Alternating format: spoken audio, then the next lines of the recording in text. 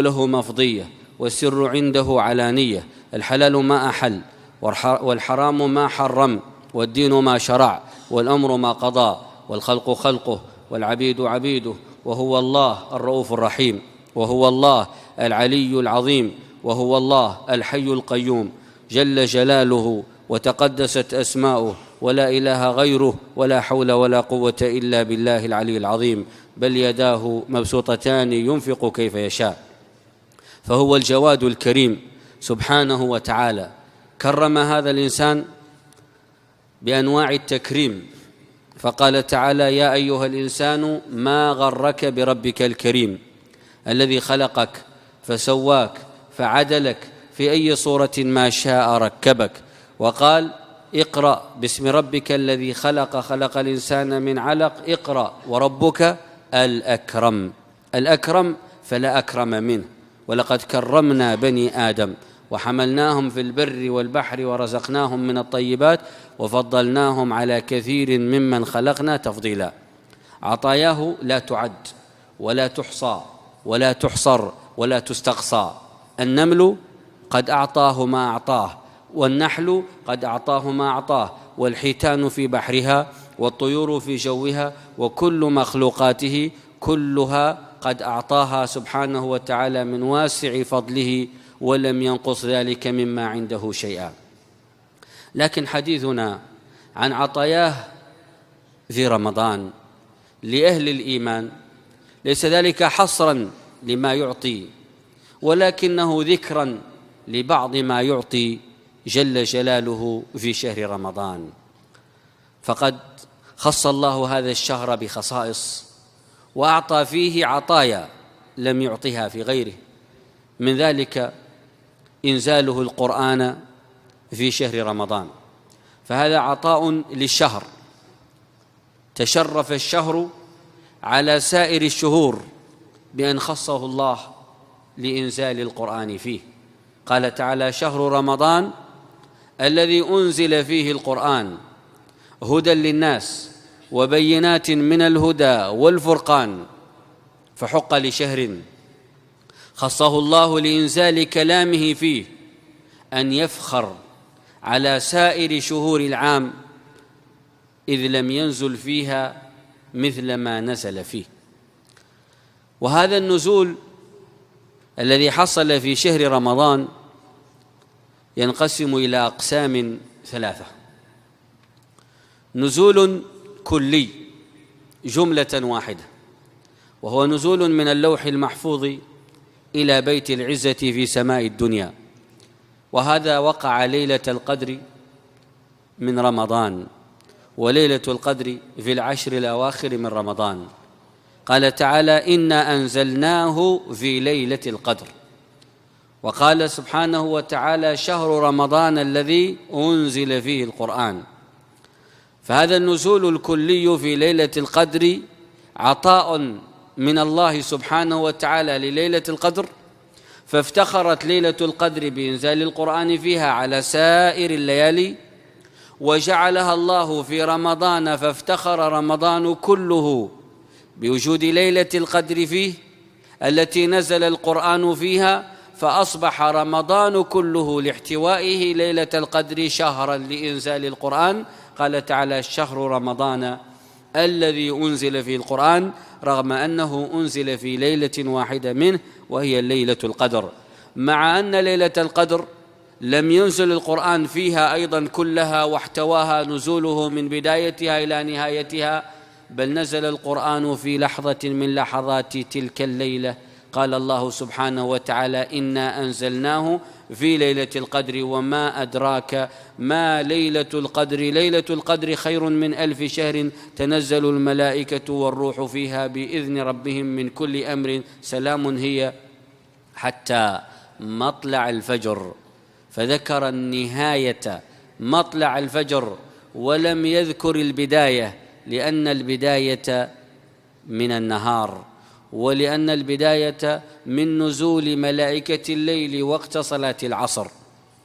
فقال: سلام هي حتى مطلع الفجر، حيث ينتهي عمل الليل، ولم يذكر بدايتها التي هي من صلاة العصر، فجعل الله ما بعد صلاة العصر إلى الفجر كله ليلة قدر، وجعل الله الليلة كلها ليلة إنزال للقرآن، والشهر كله شهر إنزال للقرآن، والسنة كلها سنة إنزال للقرآن، والعمر كله بعد ذلك عمر إنزال للقرآن. والأمة التي عمرت ما بين نزول القرآن إلى قيام الساعة خير أمة أخرجت للناس، لأن خير كتاب أنزل للناس كتابها، وخير رسول أرسل للناس رسولها، وخير دين شرع للناس دينها.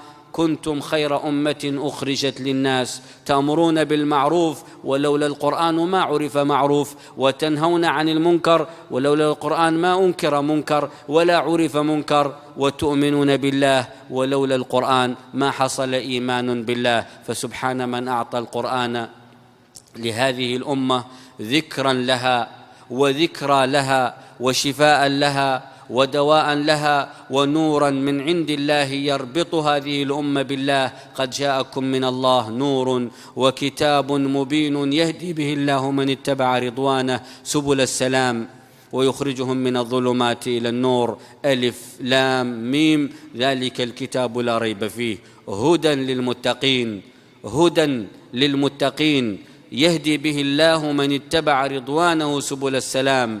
وكيف يكون ذلك على ذلك وعلى أتم ما يكون ذلك في شهر رمضان؟ يكون ذلك كله شهر رمضان الذي أنزل فيه القرآن.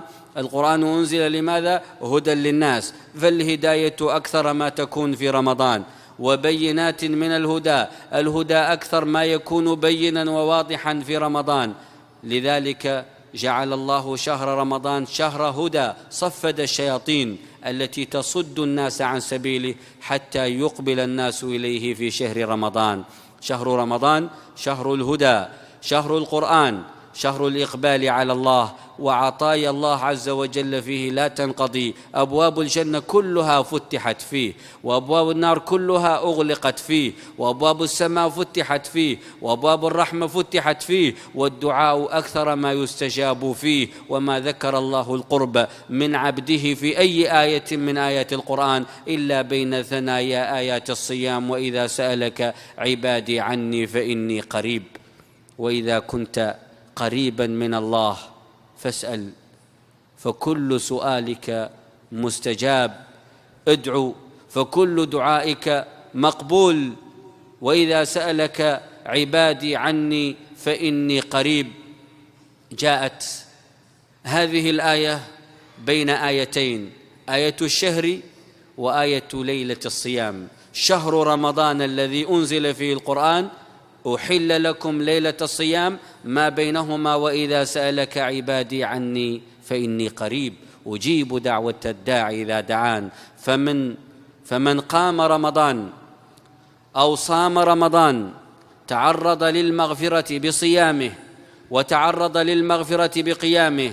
من صام رمضان إيمانا واحتسابا غفر له ما تقدم من ذنبه، ومن قام رمضان إيمانا واحتسابا غفر له ما تقدم من ذنبه، ومن قام ليلة القدر إيمانا واحتسابا غفر له ما تقدم من ذنبه. فهذه ثلاث عطايا من الله جل جلاله للصائمين والقائمين في شهر رمضان، كل واحدة منها تكفي لمغفرة ما تقدم من الذنب. واعلم أن الله إذا غفر الذنب محى أثره، إذا غفر الذنب محى أثره وأبدل مكانه حسنة من عنده جل جلاله. فأولئك يبدل الله سيئاتهم حسنات. فكم من ذنب غفر فنسي صاحبه أنه أذنب، وإذا بتلك التوبة التي حصلت من الله على العبد تدفعه للإقبال للعمل الصالح. فما من ذنب يترك إلا يوفق الله تاركه لعمل صالح يعمله بعد ذلك. قال تعالى: ولا يزنون ومن يفعل ذلك يلقى أثاما يضاعف له العذاب يوم القيامة ويخلد فيه مهانا إلا من تاب وآمن وعمل عملا صالحا. تاب توفيقا من الله، وآمن نعمة من الله وهدية إليه، وعمل عملا صالحا بعد ذلك بتوفيق الله له. فلولا الله لما تاب، ولولا الله لما آمن، ولولا الله لما عمل صالحا. والله لولا الله ما اهتدينا ولا تصدقنا ولا صلينا. اهدنا الصراط المستقيم. إنما تكون الهداية على أتم ما تكون في شهر رمضان. لذلك شهر رمضان شهر المغفرة. فما فائدة المغفرة؟ ما فائدة مغفرة الذنوب التي قد خلت؟ لأن العطايا من الله للقلوب تحجبها الذنوب. العطايا من الله للقلوب تحجبها الذنوب. كلا بران على قلوبهم ما كانوا يكسبون. كلا إنهم عن ربهم يومئذ لمحجوبون. فإذا غفرت تلك الذنوب زالت تلك الحجب عن القلوب، فتوجهت القلوب لباريها، توجهت القلوب لخالقها محبة له. يا أيها الذين آمنوا من يرتد منكم عن دينه فسوف يأتي الله بقوم يحبهم ويحبونه خاشعة بين يديه. ألم يأن للذين آمنوا أن تخشع قلوبهم لذكر الله وما نزل من الحق. أيضا لا ترجو أحدا إلا هو ولا تخشى إلا هو. فسوف يأتي الله بقوم يحبهم ويحبونه أذلة على المؤمنين أعزة على الكافرين يجاهدون في سبيل الله ولا يخافون لومة لائم. تلك القلوب التي غفرت ذنوبها كشف لها الحجاب بينها وبين ربها فنظر الرب إليها. والله جل جلاله الرب الكريم لا ينظر إلى الصور ولا إلى الألوان، وإنما ينظر إلى القلوب. إن الله لا ينظر إلى صوركم ولا إلى أموالكم ولكن ينظر إلى قلوبكم. فعلم ما في قلوبهم فأنزل السكينة عليهم. والسكينة تنزل على قلب مغلف؟ كلا، قالوا قلوبنا غلف بل لعنهم الله بكفرهم. السكينة تنزل على قلب مكنن وقالوا قلوبنا في أكنة مما تدعونا إليه ومن بيننا وبينك حجاب. كلا إنا جعلنا على قلوبهم أكنة أن يفقهوه وفي آذانهم وقرا وإن تدعهم إلى الهدى فلن يهتدوا إذن أبدا. السكينة لا تنزل إلا على قلب أجرد لا كنانة عليه ولا غطاء ولا ران ولا ذنب يحجبه عن الرب. وتلك القلوب إنما تكون كذلك إذا توجه بها أصحابها إلى ربهم جل جلاله سائلين المغفرة بالأفعال صياما وقياما، سائلين المغفرة بالأقوال دعاء وتلاوة، سائلين المغفرة بالأحوال. ولا يخفى على ربنا حال. فالله أعلم بكم، هو الذي خلقكم، هو أعلم بكم إذ أنشأكم من الأرض وإذ أنتم أجنة في بطون أمهاتكم فلا تزكوا أنفسكم، هو أعلم بمن اتقى. إن يعلم الله في قلوبكم خيرا يؤتكم خيرا. عطاياه للقلوب أكثر من عطاياه للجيوب. قد تصوم ولا تجد أكلا، قد لا تجد تمرة تفطر بها، كحال أولئك الذين في الصومال. إخواننا أحد السائلين اتصل فقال: يا شيخ نصوم ولكن يأتي وقت المغرب فلا نجد ما نفطر به، كيف نفطر؟ قال: افطروا بالنية. ليس عدم وجود الطعام حرمانا، بل قد يكون عدم وجود الطعام في مرحلة من المراحل تربية وتزكية ولطف. فالنبي صلى الله عليه وسلم أفضل خلق الله مر عليه وعلى الصحابة زمن لا يجدون فيه طعاما، حتى إن النبي صلى الله عليه وسلم وضع على بطن حجرين من شدة الجوع، ربط حجرين على بطنه يقيم بهما صلبه في الصلاة حتى يستطيع يقوم في الصلاة، لولا الحجرين لسقط، يقيم بهما صلبه. والصحابة الكرام رضي الله عنهم مرت بهم مجاعة حتى إن أحدهم لا يستطيع يقف في الصلاة من شدة الجوع، وهم الصحابة الكرام أفضل هذه الأمة. والنبي